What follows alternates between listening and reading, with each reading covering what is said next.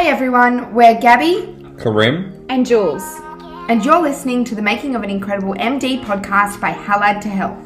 Last season we took you behind the scenes of some of our mock MMI stations. So we've talked about the GAMSAT and we've talked about the interviews. So now on to the next step. This season we're talking all things getting ready for med school. We will be running you through what a day in the life of a medical student looks like, what study techniques to know about, what your career is going to look like, and much more. So stay tuned and get ready to get med ready. Hey everyone, and welcome back to the Making of an Incredible MD podcast by Allied to Health. Today is a very exciting episode because we are joined by a very special guest, Professor of Medicine Julian Wright. He is the Director of Medical Student Education and Head of Department at the Department of Rural Health, University of Melbourne. He has jumped onto the podcast today to tell us all about the new and exciting program at the University of Melbourne, the MD Rural Pathway. This is a pathway in conjunction with Trobe University, and they are currently in the middle of accepting applications for the very first cohort, scheduled to start next year. This is a very exciting program, so if you're interested in rural health and studying medicine regionally, then I highly recommend looking into it further. So have a listen to all of the important information that Julian has to offer and check out the links in our show notes for more information. I hope this episode is helpful for you, and if you have any questions, feel free to email me. My email is in the show notes. Enjoy! Hey everyone, it's Gabbi here, and I am lucky enough to be joined by Professor Julian Wright for an episode today, especially on the new MD Rural Pathway at the University of Melbourne. But before we jump in, I will just do an acknowledgement of country. So I would like to acknowledge the traditional and rightful owners of the land in which we are on today. Both of us are on Yorta Yorta land. I'd like to pay my respect to the elders past, present, and emerging, as well as any First Nations people who may be listening to the podcast today. So let's jump in. Julian, did you just want to start us off by introducing yourself? Yeah, hi everyone. Firstly, let me join Gabbi in her acknowledgement of country we're on. My name's Julian Wright. I'm actually English, as my accent will give me away, and I'm a renal specialist who moved to Australia in 2012 to take on the role of Head of Department of Rural Health and Director of Medical Student Education for the Rural Clinical School. Great, thank you. Yes, so Julian is actually my teacher, and yes, very interesting experience interviewing you today, but it's a pleasure. So thanks for giving up your time to jump on the podcast. And what we're going to be talking about today is, as I said, the new Rural MD pathway. So we've had a lot of requests for this. A lot of students want to know more and are really interested in it. So first off, let's just talk about what is it? Yeah, so we're part of the University of Melbourne, and this pathway, I should stress at the start, is exactly the same qualification. Mm-hmm. So you get the Doctor of Medicine, University of Melbourne Doctor of Medicine, like anywhere else, but it is specifically a rural pathway to that. So that means it has a separate entrance requirements, a separate entrance way of doing that. And the students who apply and are successful in the rural pathway will be spending their time exclusively, apart from the student conference, in regional Victoria. Mm-hmm, mm-hmm. Okay, yeah, so same thing, just all done in the country. All the assessments are the same, the curriculum is the same, the degree is the same, but the place in which you do it is different. Okay, and I know you're definitely building homes here in Shepparton for them. Do you spend the entire 4 years in Shep, or are you able to go to other rural sites? So you are able to go to other rural sites. So the way it's going to work, we're going to have, as you mentioned, we are building at the minute. There's a teaching and learning block, which is going up, and there's another 30 accommodation spots on our campus, which will take our total student numbers on the campus to around 90. Which is pretty exciting. Yeah. So students who come here for the rural pathway will spend their first year in Shepparton. Their second year will either be in Shepparton or Wangaratta. Mm-hmm. The third year will be done by longitudinal placements, what we currently call our extended rural cohort, and that will be based across northeast Victoria. So Echuca, Shepparton, Wangaratta, and multiple health services in between, which I'll try and name. I may forget one. Benalla, Cobram, Corowa, Mount Beauty, Mansfield, Murchison, might be there actually, might have done it. But and also some students will be based in Shepparton, Wangaratta and Echuca. Okay. And so as the current medical degree stands, it's 1 year preclinical and 3 clinical. Is that the same? Yeah, it is. Except to say that Melbourne is really doing, in my view, a very good thing and trying to introduce some more clinical experiences than they do currently into the first year. Because when we teach those sciences, we need to get good at teaching in a way that makes it relevant to your clinical practice, so that students can see right from the start, why am I learning about inflammation? How does that pan out in a clinical scenario? So, so they can make that link between the science they're learning and the practice of medicine. Yeah. And I think that's definitely a good move. I think students will generally welcome that. Yes, for sure. Okay, and so in terms of differences as well, how does this program differ to the extended rural cohort? Yeah, the extended rural cohort will do the first year in Melbourne, so that's new. This group will all be exclusively in Shepparton. And I should perhaps explain a bit what the extended rural cohort is. It's a slightly different way of teaching the medical specialties of aged care, general practice, women's health, child and adolescent health, and mental health. So we know that most of those, let's take general practice out of it, because obviously general practice is done in primary placements. But the other specialties, most of the healthcare is not delivered in a hospital setting. So, for example, if it's a women's health issue, you're rarely going to be in hospital unless you're giving birth or having an operation. So most of that specialty is dealt with in primary care. We teach medicine slightly the wrong way around, where we teach most of it in a hospital and only a small amount of it in primary care. So what we do in the extended rural cohort, we actually teach the curriculum through what comes into general practice. So our students are based for just over half the academic year in primary care placements, where they will obviously get lots of experience in general practice, but it's not a matter of spending half the year learning general practice.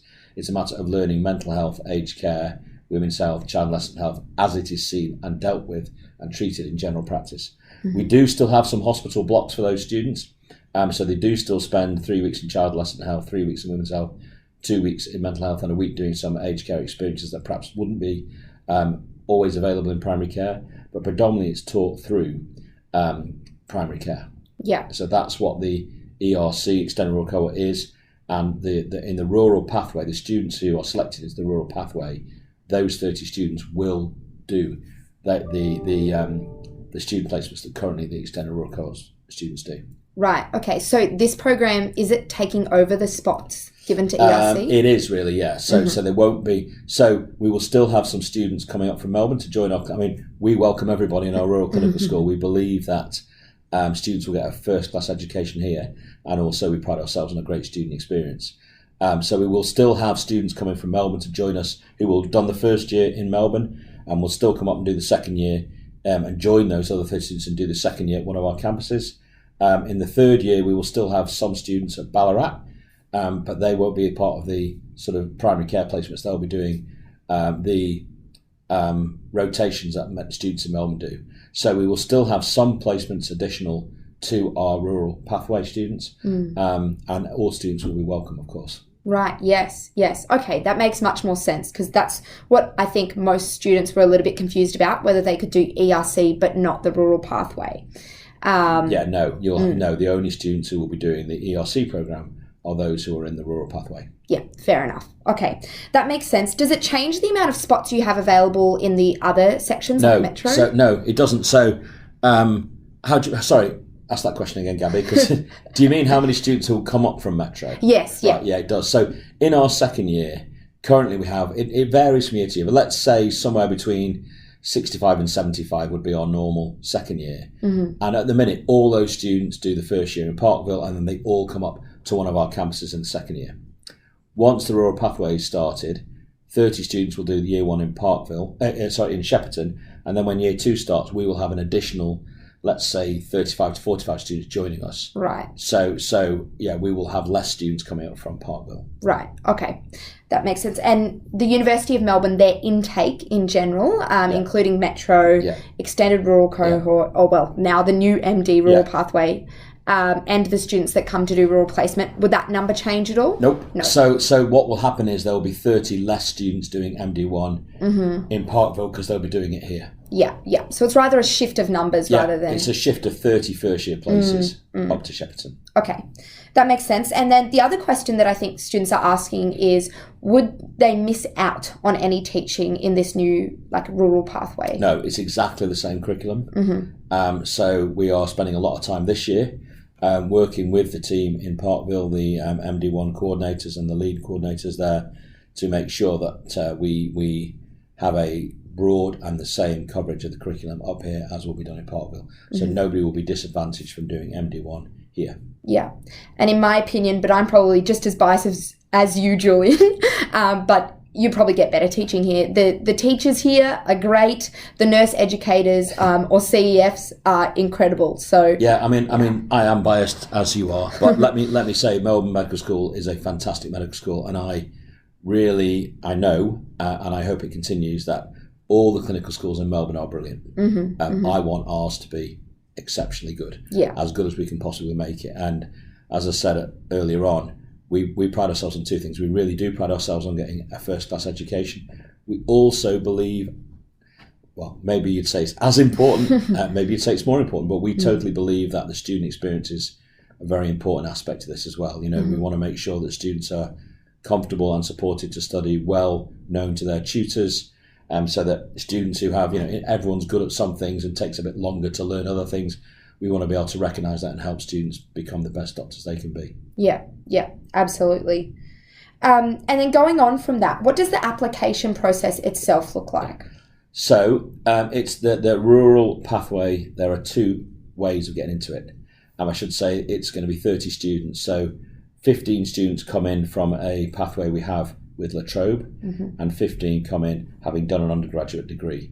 Could be La Trobe, could be anywhere. Okay, so let's talk about the 15 pathway students with La Trobe. What those students do is they apply to a particular degree with La Trobe University, which is the Bachelor of Medical Sciences (Medicine) Medical, and that degree is a direct feeder degree into the rural pathway of Melbourne MD. So we select students with La Trobe. We have a joint selection process in terms of we run the multiple mini interviews together. We have a fantastic collaboration with our La Trobe colleagues. What they are doing is providing an undergraduate degree either in Bendigo or Wodonga, which directly feeds into our degree. What that means, or has meant, because we're now in the third year of that degree and those students will join us next year, is that if you want to study a science degree and then a medical degree, but you don't want to live in Melbourne and you come from regional Victoria, you now can. That is a really fantastic thing for those students. And the La Trobe degree is a fantastic degree. We work closely with those colleagues in selecting the students. We keep up to date with those students as they progress through the course. I've met many of them and they're all fantastic individuals, and they're doing really well in their degrees, and then they come through, provided they maintain a weighted average mark of 70, they are then guaranteed entry into our degree. So that's the La Trobe pathway. The other 15 students will apply directly to the University of Melbourne for the rural pathway, so it's not the GEMSAS process. Right. They will not have to sit the GAMSAT. They come into our pathway based on two things. Firstly, they have to have maintained a GPA of 5 in their undergraduate degree. And secondly, as the La Trobe pathway students do, we have multiple mini interviews. Now, I might be anticipating a question you have further on here, but the reason why we're doing a different pathway is because we're looking for particular students who we think will be well suited to this course. Okay. Ultimately, this is a workforce initiative. Ultimately, the idea is that students who study through us, through this pathway, are highly likely to go on and work in the rural workforce.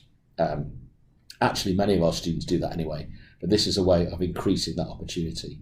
It's pretty clear that students who are from a regional area who then study medicine in a regional area go on to have a higher likelihood of working in a regional area.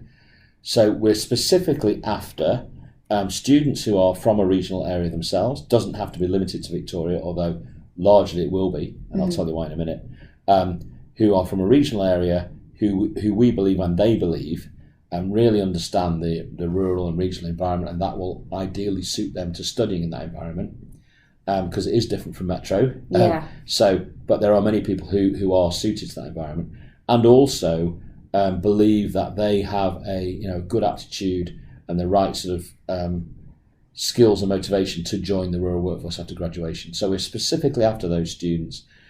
In the interviews, that's what we are testing as well. So we do ask students to provide, in the interview they'll be asked about, I won't preempt the exact question, but we are looking for people who can demonstrate that they understand and they want to be part of the rural workforce. So that's why it's a separate pathway. The reason why I said most people will be from regional Victoria, perhaps not all, is our collaboration with La Trobe is part of a network called the Murray-Darling Medical School Network, which involves a number of collaborations across Australia, or across the Murray-Darling region, to create opportunities for students to do end-to-end rural pathways, rural degrees, without going to major capital cities. So there's a number of universities involved. I should be able to reel them off for you. I can't, but they're all link-ups between universities to achieve what we're achieving.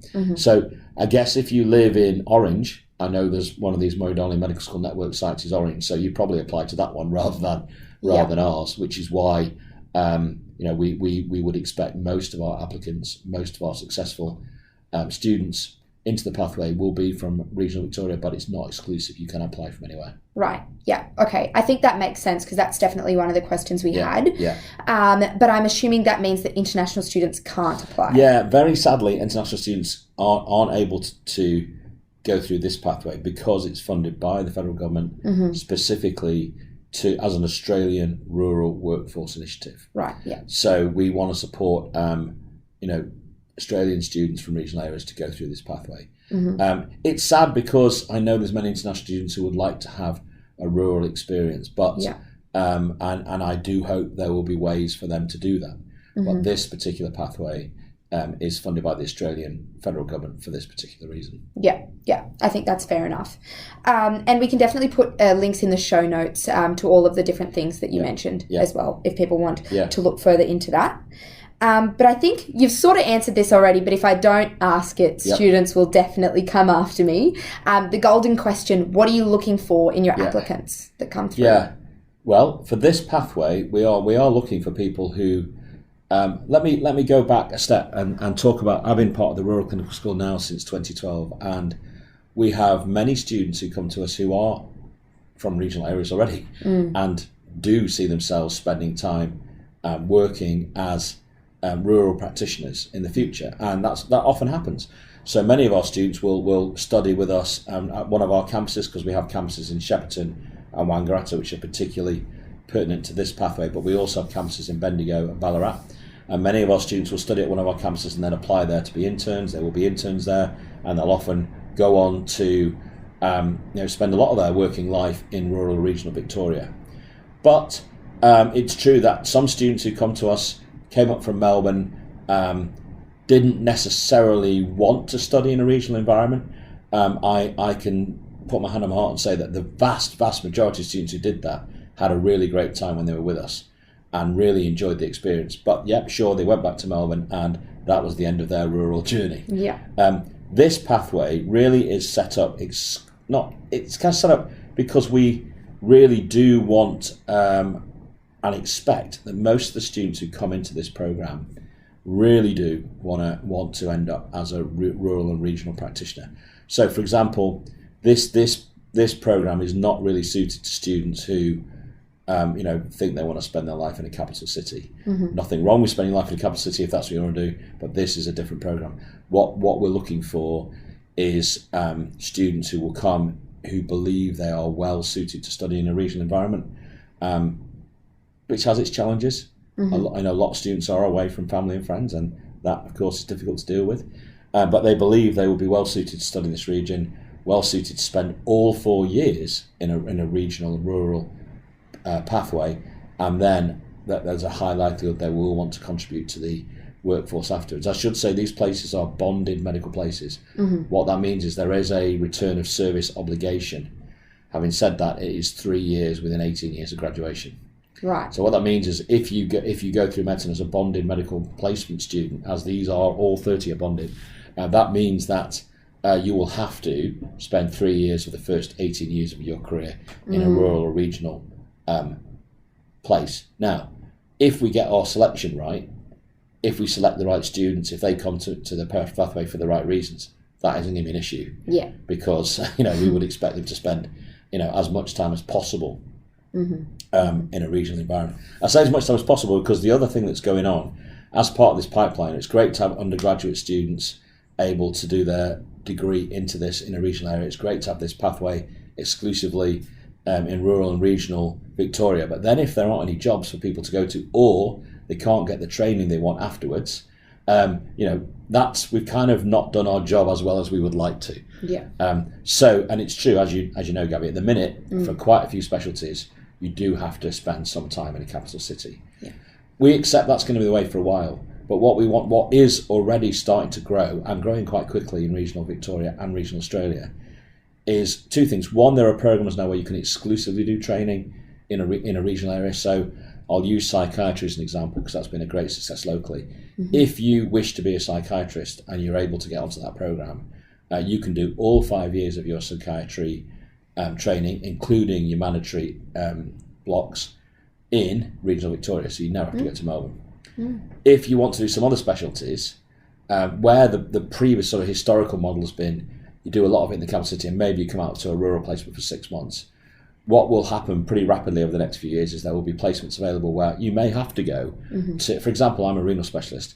If I would have to do some training in transplantation, and that's not going to happen in regional Victoria. Just those centres have to be centres where there's many specialties available, and because of relatively small numbers, they have to be a few centres who do a lot of cases. So I would have to go to Melbourne to do that bit of training. But I could do a lot of my training in regional Victoria, and there'll be a kind of flip model where maybe you have to go to Melbourne for some of your particular training bits that can't be done in the country, but a large proportion of that will be able to be done in the country. And then that model will extend further, whereas a lot of specialties, I believe, within the next decade will be able to be done, like psychiatry, kind of exclusively in regional Victoria. And should you wish to be a rural generalist, which I would say is one of the most challenging careers people could want to do. So what I'm talking about there is general practitioners who also deliver babies or do anaesthetic lists or do ED shifts or have other specialist interests, for example, psychiatry. The training for that is superb and can all be done locally. And certainly students who wish to consider that extremely challenging career, but also from what I've heard of many people who do that, and it's one of the most rewarding careers I've ever heard of. This pathway would be absolutely suited to students who thought that might be their career end. Yeah, absolutely. If I had my time again, I know exactly what I would be applying for. Yeah, well, a lot of students have said that. I mean, a lot of students who are, some local people from Shepparton area said, I wish I didn't have to spend that 1 year in Melbourne. Yeah. So, yeah, I mean, it's different people want different things. I feel nothing bad for anyone who wishes to, I have 2 kids. One can't wait to go to Melbourne. The other one I don't think would ever want to live in a capital city. So people are different. And what we want to do is attract those people who feel this pathway is for them. We want them to be genuine about that. This isn't once you're in this pathway, because the selection is different, you can't then transfer to the metropolitan Melbourne pathway. Right. If for some reason you couldn't continue in the regional pathway, you would have to drop out and reapply for the metropolitan Melbourne pathway. In that way, so with the GAMSAT and with the way that's done, so with the GEMSAS application. So it's not a way of getting into it in any other way. There's no. It's because this pathway is set up, specifically funded, specifically put together to attract students who believe this is the way forward for them in terms of their regional studying and their regional working. Yeah. It's a whole new way of studying medicine, essentially. Well, yes and no. I mean, we do the 3 years of the degree already, for sure. Well, let me go back. We've had a rural clinical school here since. Well, the whole department celebrated its 20th anniversary in 2019. The medical school started very soon after the department started here, and we're graduating doctors, many hundreds of doctors who've been through our pathway. The new bit is doing the first year in Shepperton as well, and linking that with regional undergraduate degrees. So people, and regional students. Okay, you can apply for this pathway if you haven't done a regional degree, but you do have to meet a rural criteria, which is either it's a minimum of 5 years consecutive or 10 years cumulative in a rural area, RA 2 to 5, as defined by the government. So if you're a rural student who went and did a degree somewhere else, you can still apply for this pathway, but you have to meet that rural requirement. Yeah, that makes sense. Yeah, and say the pathway, the Trobe pathway was specifically set up so students didn't have to go to Melbourne to do an undergraduate degree. Yeah, which is a great thing. But it sort of ties into some of those challenges that you were talking about. Even if some students are from rural and regional areas, there are still so many challenges that come with studying medicine in itself. So what sort of supports are going to be available for students in this pathway? Yeah, that's a great question. So firstly, for all medical students, wherever they are, the way medicine is taught has changed a bit in terms of that we've recognised the need to, as we teach our students everything else, also allow them space to think about what is this going to look like as a career. It's a pretty high pressure career. No matter, don't get me wrong, there's many high pressure careers, but dealing with human suffering is, and people in distress and people in difficult situations because of their health takes a toll.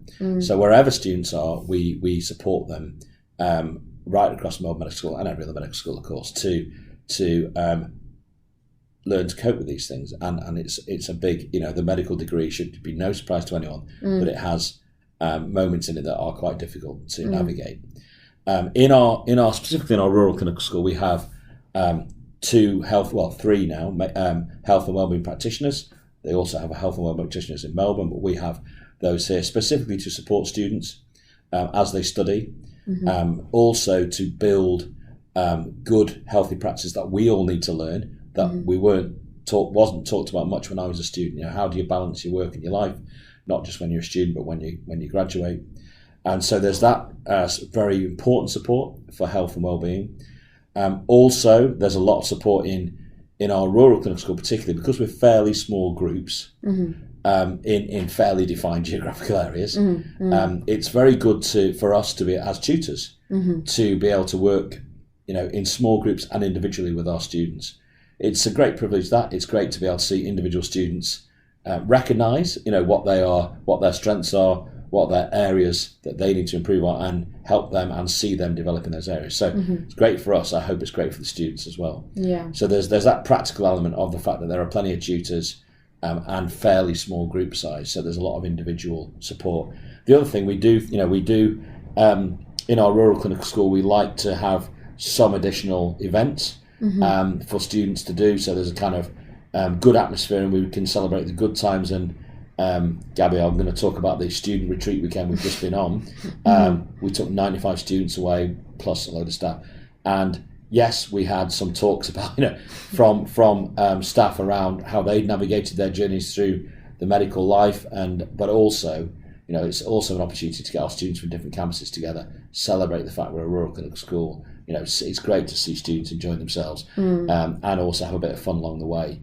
So, if you can learn medicine, learning medicine is a tough gig, all right? It was tough when I did it 30 odd years ago. It's tough now. Having said that, it is certainly manageable for students with the right attitude, and obviously the studying skills to navigate it.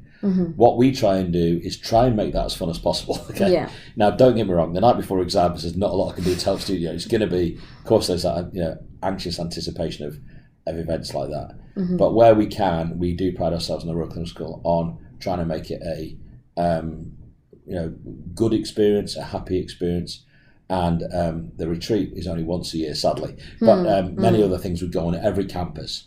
We do try and put on something. Well, we don't need to do that. The students, I must put those on you. But make it a fairly social time. Make it a space where students can grow and relax and enjoy themselves and grow into brilliant doctors. Yeah, absolutely. And I think one of the best parts about doing this MD1 in Shepparton is you're going to be surrounded by MD2s, 3s and 4 students as well, which will create a really good network, I think, of support, and it'll allow you to get to know older students, because we didn't sort of have that when we did MD1 in Parkville. Yeah. Well, myself, I found it difficult. Also, it was COVID, so it was harder.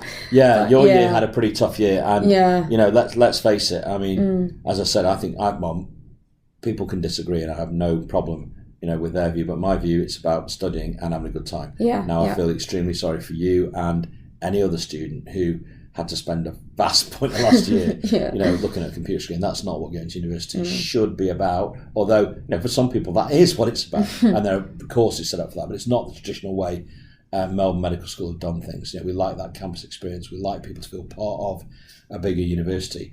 And for sure, the fact that, you know, from day one, our students in this rural pathway will be around students who are in their clinical years.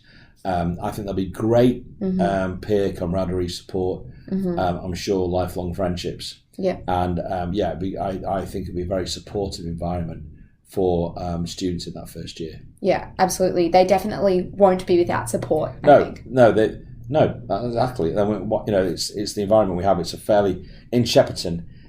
We do have because we have the available space. We do have you know, the student accommodation very close to the could not be close. There is no excuse for being late to a tutorial session in Shepparton, because it literally is, you know, across the road to the hospital, less far to the campus. I think it's going to be a great environment to have that many students on the campus. We'll get a good campus feel. And I think, and what we, you know, I have recognised this more and more as I've got kind of a bit older, I guess, and a bit more experience as a senior educator, that peer learning, that peer support, that peer debriefing after stressful events or before exams, you know, with people who've been through it, and you know, yes, it's, you know, but it's okay, you come out the other side. It is, I believe, as important as anything else we do. So I think it's great that the 30 students who come to this pathway will be able to get that from all the other students. And I think it's great that the students, you know, support each other as well already. Yeah, for sure. I see it being very effective. And that ties into the final question, basically just what are your specific goals for this program and what are you most excited about? Well, okay, let's take the long-term goal. For sure, I want to see the students who go through this pathway, I want to see them enter into rural and regional careers with the skills they need. Okay, I want them to have a really good time while they're doing it. Now, I think they will, but it won't be until the students have gone through the pathway that they'll be able to confirm that. I think what I'm most excited about is this is novel. When we talk about teaching the first year, we're talking about teaching anatomy, pathology in different ways. Now, we've been talking about that in our medical school for some years. We've wanted to do an end-to-end degree for a long time. We've had the opportunity to team up with Trobe for this regional pathway. We have the opportunity for other students to come into that who are from a rural background, so you have to meet those rural residency requirements in order to be able to apply for this degree. So we've been talking about that for ages. What I'm looking forward to is actually seeing it come to life. And certainly in the last few years, we've done a lot of specific planning for this, and excuse me, are continuing to do so. You know, you talk about the buildings that you've seen going up. There was a lot of thought about what tutorial rooms do we need, you know, what office space do we need, how does that fit in with the rest of the campus. Those sorts of things take a long time to plan, and I'm extremely excited about seeing that come to fruition. I'm very excited about the next 4 or 5 years of my career watching this happen. You know, at the end of the day, yes, I'm head of the department, but I am supported by a fantastic team of academics and professional staff, and everyone in this department is excited about this. It's such a good initiative. It's such a positive initiative for rural health. I mean, we're all living in Shepparton or other campuses. You know, we're all spending time working in regional campuses. We understand the need for rural and regional healthcare, and the fact that we're able, it's a pretty good privilege to be able to play a small part in that happening. And I'm very much looking forward to seeing those students who I first met at their interview for the Trobe, 3 years ago. I'm looking forward to seeing them come on campus. I'm really excited about welcoming the other students into that pathway. I don't know who they're going to be yet. We'll be doing their interviews, in the next few months. Applications to that pathway close very soon, so literally in a few days. So I'm very, very excited about welcoming them to the campus. Meeting new students is always good. Meeting highly motivated, highly intelligent people who want to learn is a pretty good thing if you're a doctor and if you're an educator. So I think the most exciting thing is watching this happen. We've done all the talking, now we want to watch it happen. And we have also been lucky enough to recruit a superb team specifically to look after the MD1 students. So in that, they will have one of the local doctors will be literally, I guess they're kind of my deputy in that area. So they'll be specifically looking after student pastoral care, making sure that it does all work, all the elements work well. We've also been very lucky to recruit 3 superb facilitators of the year for the students. And of course, heavily supported by a brilliant rural clinical school professional staff team, for which, yes, there has been new members added to support this program. Yeah, I'm excited to see how it goes as well. Excited to hear student feedback. But yeah, thank you for joining us today. Is there anything you think we've missed? Nothing springs to mind immediately. And I know it's pretty near the deadline date, but if there are people with specific questions who contact you, obviously we'd be happy to try and address them. Yeah, absolutely. Yeah. So applications do close, I believe, on the 31st of May. So we'll push this podcast out as soon as we can. But we'll put any relevant links we can in the show notes. I'll pop my email address there as well. If you don't know, I'm in Shepparton this year. One thing I would direct people to is there on the Melbourne Medical School website, there is a list of frequently asked questions, which I think is kind of what we've gone through. But if people just want to see it written down, check something, it's all in there. Yeah, it's all there. Definitely read through those before sending an email. That's the way. But yeah, thank you very much for joining, and I hope this has helped some students out there who were a bit unsure about the process and cleared a few things up. So thank you, Julian. Thank you. Thank you for listening to the Making of an Incredible MD podcast by Allied to Health. Please like, share and subscribe to help spread the word about our podcast. And we'd love to hear your feedback. So send us an email or message on Facebook. All of our links are in the show notes. Thanks. We'll see you next time.